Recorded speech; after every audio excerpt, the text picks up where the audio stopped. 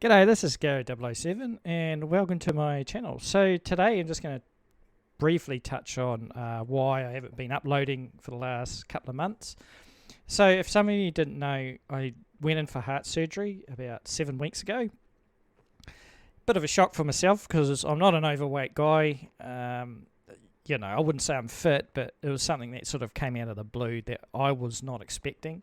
So I know this is a gaming review channel and I talk about games a lot, but I feel more comfortable talking about this topic about myself now since I'm ready to go back to work within a few days. So I'm really excited to go back to work and get back to normal. But yeah, it's been an interesting journey and I'll talk about it briefly and you'll understand why I haven't been able to upload for the last couple of months. So about 7 weeks ago or 8 weeks ago, I started a new job and I'd only been in this new job for about 6 weeks. And part of the job requirement was for training side of things. They'd sent me to a little town called Roma in Australia, and I flew there to do some training because I was taking over another person's position while they were on maternity leave. Now this would have been a full-time position regardless if she was going to come back or not, so this one-to-one training was really helpful for my job position as purchasing. So I was there for about 3 days and I started getting really crook and I got the flu, and I said, by Thursday I said I wasn't feeling very well, I might go home. And they said, that's fine, you were here for a week, you got the training in that you needed. So I got really crook and I went back to the motel and I started to get chest pains as well as the flu. And I was like, this must be just part of the flu, the chest pains, It's just something that I thought was associated to the flu. And as I got on the aeroplane to fly back to Brisbane, they said, we'll understand if you don't turn up to work on Monday. And I said, okay, no worries, I'll do what I can. And because of COVID, everybody's worried about COVID. If you've got COVID, you spread it to somebody that's pregnant or you're flu-y. And I was really worried at the time because the woman that I was working with or being trained with, she was pregnant, so I didn't really want to get her crook. But cut a long story short, I decided to go home early to the motel, and they were understanding about that, which is good. I felt really bummed out because, I was trying to make a good impression in my work, be professional, and not just take time off willy-nilly. I was trying to put my best foot forward. So anyway, when I landed in Brisbane on Saturday, I think it was, or Friday, I had the weekend and I recovered from the flu relative overnight. It was amazing. Like I got really good, better really well. Like I felt like I'd recovered from the flu. So I thought, I'd go to work on Monday. I feel really good. So normally I'd drop my son off before school care. And so I did. I dropped them off and I walked into school and I started running out of breath. I was like, that doesn't feel good, I felt like, I know I was unfit, but not that unfit, if you know what I mean. So I dropped my young fella off at school and I walked back to the car and I was huffing and puffing and I had to take a break. I was still having those slight chest pains. Now, I went to work and they said, you're all right, didn't expect you to be here on Monday. And I said, I'm fine, And I had these little bit of chest pains and I thought, they'll just go away, you know what I mean? Next day, that night I told my wife and she said, go to the hospital, go to the hospital. I was like, no, I don't want to go to the hospital. I don't feel like, I don't want to burden our public health system. So I don't want to go there and spend hours in the hospital, waiting rooms. It's not something I don't like the idea of, So I decided to delay it. So I was putting up with these chest pains for 3 days.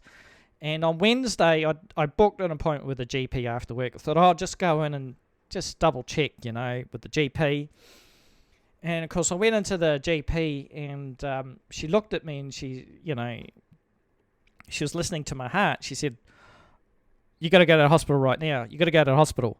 I can ring up the ambulance and they'll take you straight to the hospital. No mucking around. I said, well, hang on, I said, I can't exactly, call an ambulance because I said, I got my car in the car park in the shopping centre. I don't really want to leave it here. It might get stolen. She said, oh, well, what happens if somebody can pick you up and take you there? And I said, yeah, what I'll do is I'll just drive home, okay? Don't worry about an ambulance. I'll just drive home and I'll get my wife to drive me to the hospital, I don't really, and of course I didn't really want to, call an ambulance just in case, it's nothing serious. Like sometimes when you get some of these aches and pains, you don't want to be going at the hospital only to turn out, it was just nothing, they couldn't really diagnose you. So I sort of delayed it and got my wife to take me in the hospital, and I went in there and I went into the emergency, what they call the waiting room in there, and I described my symptoms, and I was there for about an hour, and I said, oh, look, I'm actually getting worse. These chest pains aren't going away. I'm actually getting quite worse. And she goes, oh, okay, no worries. So they wheeled me into the emergency room, and they started performing tests. They hooked me up to the heart monitor, and my heart was doing like 120 beats, just lying there like I hadn't been running. So my heart was really going racing. They reckon it was racing, and they didn't know what it was. So they did a bunch of tests. I had blood tests, I had an x-ray test, I had everything thrown at me, and it's kind of funny because they did a couple of ultrasounds. Like they got a doctor in, and one doctor thought it was just an aggravated, casing of the heart. He didn't think it would be too much. Then he got a second opinion, which I'm thankful that they got a second opinion, because another doctor came in and they were looking at the heart and they knew there was something wrong in the heart. And I had no idea what was going on, really. I was sort of hoping for the best, I thought it might be just nothing, because I was hoping to go back to work, and I didn't want to spend too long in hospital, because I thought, oh, if I can go back to work, if I, I might be able to get some sleep when I go home and I can go back to work. And, so after they did all these blood tests, everything like that, they got another nurse in to do some scans. She was specially brought in, and taking pictures and everything of my heart and everything like that. And I said, oh, what's going on? And she goes, oh, I can't tell you that, sorry. I'm just here to just do the pictures. They called me in this morning at 7 o'clock at night to do this. And then, I said, oh, thanks for coming in, So I was really appreciative of that. And, so she comes in and she scans, she does that and walks away. And then the nurse comes in and takes more blood tests. She wasn't very good. She poked around on a few veins and missed a few veins. Anyway, and then she comes back and she goes, have you had a COVID test? And I said, nah. She said, have you been having flu-like symptoms? I said, yeah, well, last week I was pretty crook, and then I'm come right, I'm fine. Have you had a COVID test? Yeah, no. I said, oh. Then she goes back after they basically strode me through the mill, right? She comes back suited up with a face mask on, like a shield, and like an apron and gloves, and then she's like swabbing my mouth and shoving this thing up my nose, and she goes, I'm just doing a COVID test now. And I'm thinking, wouldn't you do that at the start of the, wouldn't you do that at the start? I couldn't believe it that they do the COVID test right at the end. Maybe it was something they missed in the processes that they do in the hospitals, but I thought it was, I sort of had a little giggle. And then they said, oh, we're not going to let you go home today, right? Because there's something wrong with you. We're not quite 100% sure. So you're going to stay in hospital. And I was thinking to myself, oh, I don't really want to do that, I want to go back to work. And then they said, oh, well, what they're going to do is they're going to move me from ER, and they moved me to one of the wards overnight. So I got wheeled in there about 8 o'clock, probably 9 o'clock, 10 o'clock at night, and they wheeled me off. My wife went home with the boys, and I sort of sat there, and I was hungry. I hadn't eaten much all day, and I was starving. My wife had cooked some chicken, and I ate a little bit of that chicken, and then the doctor rolled around, I don't know, 11 or 12 at night, and he's like, oh, I said, what's wrong with me, mate? And he goes, oh, your one of your main valves is not closing properly, so you got a leaky valve. And I said, in your heart. And I said, what can be? Well, what's the solution to that? And he said, open heart surgery. And I said, what? He goes, yeah, open heart surgery. So I said, what are the options? He goes, that is the only other option. We have to would have to perform open heart surgery because you got a leaky valve. There's no other way to repair it. But the surgeon will talk to you about it in the morning, and we'll get everything together. I was like, oh, I was so shell-shocked at night, and I couldn't sleep. I was just thinking about it. And then the nurse came in. They was looking after me. They hook you up, and they take your blood pressure and your temperature and stuff like that, and taking bloods all the time. So I got really used to a needle, and he told me, it wasn't a heart issue. And I said, oh, well, the doctor told me it was. He goes, oh, no, I don't think it is. I'll have to double check your paperwork. So then I was like really confused about my situation. And then I had a bit of an episode, and they gave me some medication, and I was sitting in bed there, and they had me all hooked up to all sorts, because they said, oh, you've got a chest infection right at the moment, and your chest infection is because of your heart. And what's happening is your heart is pumping blood into your lungs, and your heart's pumping fluid into your lungs. So you've got this chest infection. So we're throwing antibiotics at it, and I was hooked up to antibiotics, and it hooked me up to other stuff as well. I don't know what it was, but it was basically antibiotics to try and get on top of, they called it the rhinovirus, but it's just like a flu virus, really, like a common flu. So they're trying to get the chest infection under control. And they said, oh, well, it's because your heart's working overtime because the valve's not closing properly. And so your bit of blood's flowing back into your heart, and your heart has to work harder to pump the blood around your body. So that's what's going on. But we're not sure about the extent of it at the moment, but that's what's going on. So you won't be leaving hospital anytime soon. So I stayed in hospital. They threw me into emergency ward or whatever it was, and I sort of stayed in there for a while, for about a week, until they got my chest infection down, and they stabilised me, because they had to stabilise me for them to do another couple of tests. They had to have me be able to lie down on my back, because at the time I couldn't lie down on my back because I was feeling a lot of pain in the chest and everything like that, and I could feel my heart racing, right? So when they were able to lie me down, I said, yeah, right, lie me down. And then they took me off, and they took me off to go and get a camera, and they put a camera down your throat, and just to check the heart, so they get a good look at the heart to see if there was any other issues going on. So they had to put me to sleep to do that, and then they also had to do another test, and it was a test where they feed a camera up your wrist and up your arm, and it goes up to your chest, so they can have a good look at your chest and everything like that. So they and the idea was they wanted to check the artery and make sure there was no other issues with the artery, like with your heart, before they went in and opened you up. They wanted to make sure that everything was okay, and there's not going to be any surprises when they open you up and did the heart surgery on me. And I was like, oh yeah, okay. And I didn't like that idea, because they keep you awake. They don't knock you out. They keep you awake for that one.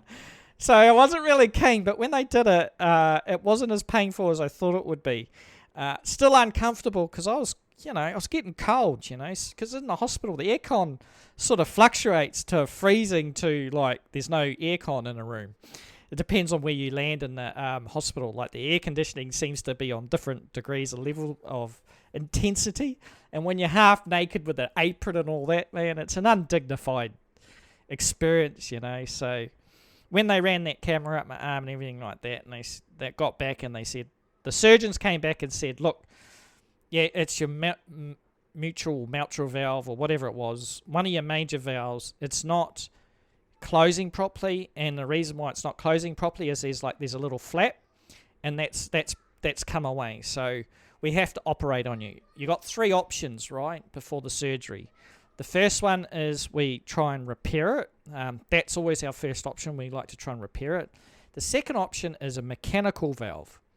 And the third option is a biological implant. And it comes from a cow. And I said, well, what? But he said, oh, but the biological one, the surgery that involves like cow anatomy, that's only got a shelf life of 10 to 15 years before we have to operate on you. I said, well, that's no good, is it? Because, I'm young. I don't want to go in for a second heart operation, He He goes, yeah, I know, I understand. I said, well, I'll sign off, on the first two, but hopefully, it can be repaired. He goes, yeah, 90% of the cases we can repair it, and then sometimes you'll be on a heart. If not, you'll be on a mechanical valve. If you're on a mechanical valve, you'll be taking bun thinners for the rest of your life. So that's what the options were placed in front of me. So I was like, okay, I'll sign off on it. And they wheeled me up to one of the wards because my operation, they kept me in hospital for about a week when I got there. And they kept me in there to monitor me. And I kind of felt good, right, after they got rid of my chest infection. I felt like, I could probably walk out of here.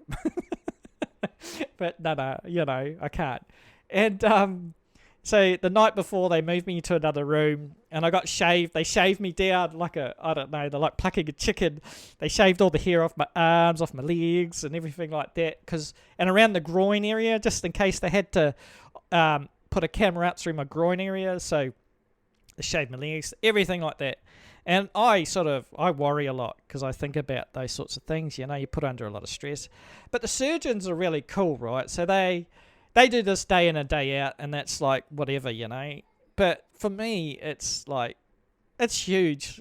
There's no getting past the fact that it's not something you go in every day to the hospital, especially at my age, So anyway, I lay there and I couldn't go to sleep. I thought if I lay in that bed again, I won't get out of it, So I just stood up all night panicking, and the nurses came and said, we'll give you this drug. It's supposed to help calm the nerves and stuff like that. And I'm like, okay.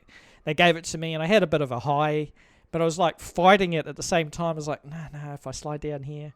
But eventually I sort of calmed myself around midnight, 1 o'clock in the morning, and laid down there. And then they came in and they said, surgery first thing. I had surgery around 7 o'clock in the morning, 8 o'clock. They wheeled me down in there. And I was like lying, and I put me into this, before the operating room, they had this like operating area for all the beds, people that are getting surgeries first thing in the morning for different things. I could see all these people everywhere and running around, and other people in their beds and stuff like that. And I'm thinking, you're left to your own thoughts, and they wheel you in to the operating room, and they wheeled me into the operating room. I was like, I was like, oh, here we go. This is it. I can't, So they got me onto the table, and and when I got onto the table, the operating table, I was expecting it to be cold, like a cold slab or something, a steel, but it was actually heated. It was actually heated, bed area, operating table. So that was different, and they started feeding wires and everything into me and stuff like that, and they were talking to me, and they said, you'll be out shortly. And we got another Gary here, because they said, what's your name? I said, Gary. Every time they talk to you, what's your name, what date of birth, your address. They always do that routine every single time they talk to you, anybody that talks to you when they come into the room, like a nurse or a doctor. And they said, blah, blah, blah. And I said, yeah. And they said, there's another Gary in the room here. Oh, yeah, mate. Yeah, I heard Gary's going into extinction, their name. And next minute I was out to, that's the last I remember of that conversation. So anyway, and all this time leading up to the operation, right, I had trainee doctors come in, check my heart, try and diagnose me, try and work out what the problem is. These first-year students, 2 years students that have been there for 2 years or something, these up-and-coming doctors. So I was like a guinea pig for a week for them, because I apparently had a good case. My heart was really loud, so it was really predominant, so they could actually hear and listen in it to my heart. So anyway, surgery, I wake up, right, they kept me asleep until about 8 o'clock at night, and my wife was next to my side all night. She took a couple of photos. I was like, is that what I look like? Asleep. And the one thing I should have did was research on what happens in hospitals, after your surgery, because that's the main thing that I should have looked at. And I didn't. I refused. At the time, I didn't want to look at it because I didn't want to just take it out of my mind. And when they tried to wake me up at 8 at night, I started to panic. And I didn't know, but I started to panic, and I felt like I was panicking, but I was still dark. I started panicking when they said, Gary, we're just going to wake you up. And I started panicking because I was choking. I couldn't breathe. But I didn't realize I had a breathing tube in my throat. at the time, right? So the breathing tube goes down your esophagus, and basically you don't breathe. I mean, the machine breathes for you, right? You breathe through the tube and everything, but there's like it's inflated in your sarcophagus, so you can't actually you're not. It's a weird feeling, and I wasn't prepared to have something like a breathing tube in my mouth. And when they were trying to wake me up, I panicked, and they said, "Oh, he's panicking. Put him under again. Put him under." And I remember him saying that, "Put him under." So I went back to sleep, and then they woke me up, and I started to panic again. They're like, "Oh, he's panicking. All right, pull out the tube." So they pulled out the tube, breathing tube, and got me up, and started to wake me up and talk to me, and I'm like, oh, it's groggy as, and I was like, and I said, oh, where's my phone? I'll talk to my wife. So they woke me up around 7 o'clock in the morning the next day, so they kept me asleep a lot longer than normally, just, I guess, because I was just like that.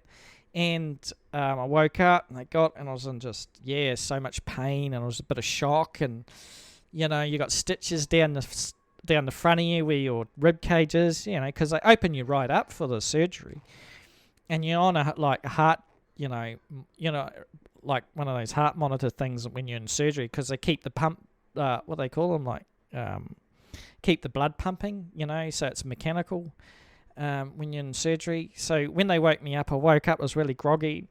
And I had, what they did is they had like 2 tubes underneath your ribs that go into your lungs, and that was to drain fluid away from the operation. And then I had like a little heart monitor with wires that went in underneath my skin and up to my heart and stuff like that. And I was full of dopamine. They had dopamine pumping into me, and I was just like, and I had a little button thing where I could press, and I was pressing it. They said, oh, you can press it every 15 minutes, and you get a big dose of drugs and stuff like that, So I said, what happens if I press it more than every 15 minutes? She said, oh, it won't go any more than 15 minutes, I said, okay, no worries.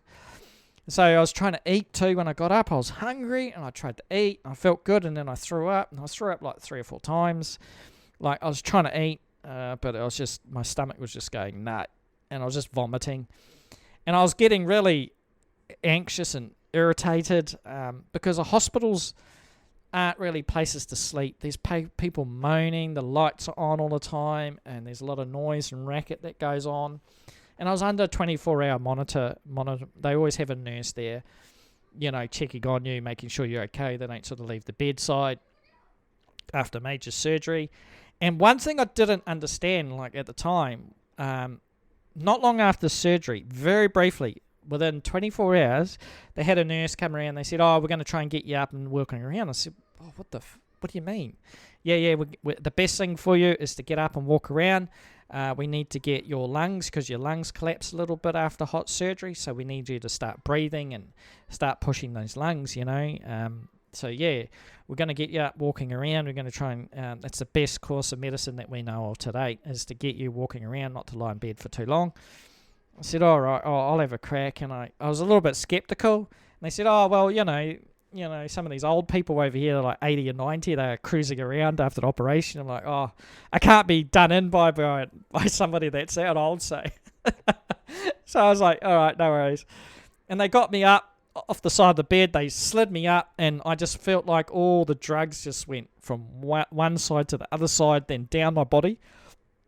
I was like, whoa, I just went just quiet. And they said, oh, we know when you go quiet, you're in there's something going on. So I said, okay, no worries. And they tried to get me up, and I really did try to stand, but I had no energy in my legs. I was just like, I couldn't feel my legs. I was like, and they're like, no, we'll come back and try it again. So they came back the next day to try it again, and I got up and walked around. I was kind of proud, and then they was like, all right, we'll try and move you on. We'll try and, because they needed the space as well for other people and other operations. So I said, yeah, no worries. They sent me out to the ward, and I spent about a week in the ward, about 5 days, recovering, trying to have a shower. The best thing in the hospital was having a shower. But the drugs that I was on, I was hallucinating. I saw this guy next to my bed, and he had a bowling head as a head, a bowling head ball as a head, with a cowboy hat on it, And every time I closed my eyes, I was hallucinating. Open them, I was back to reality. Close them again, there'd be something in front of me, like people and that.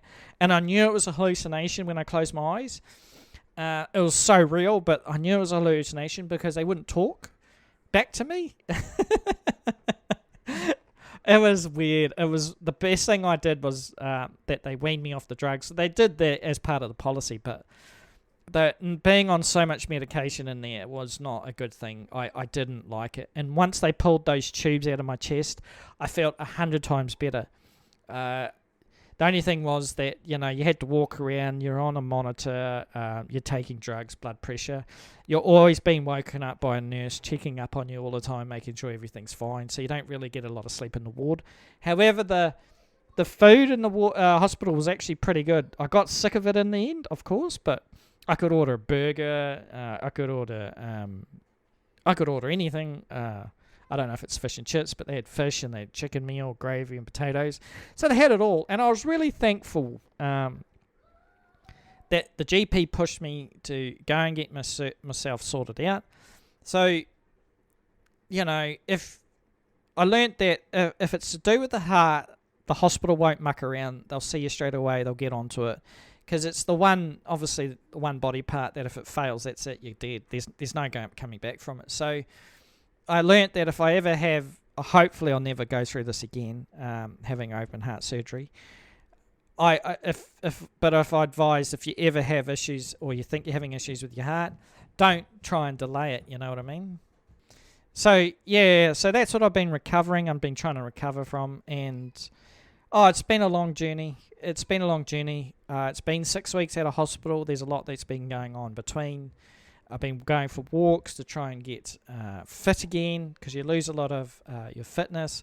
A lot of your breathing has to come back. So, yeah, dealing with all of that. And now I've got clearance, about 6 weeks, to go back to work. So, which is good. So I'm happy to sort of, get out of the house and go and do something, So, in regards to my gaming channel, I'll start picking that up again in a couple of weeks' time and start posting more and more videos, gaming videos and stuff like that. So, yeah, thanks for your support. I know this is a longer video than normal, and I just want to let you know what was going on. I did originally post a video before when I was in hospital, when I was really nervous. Then I pulled it down because I felt uncomfortable about that, posting that much information about myself. And then I feel more comfortable now talking about it. It's something I didn't think I'd have to go through, but it is what it is at the end of the day. I'm alive.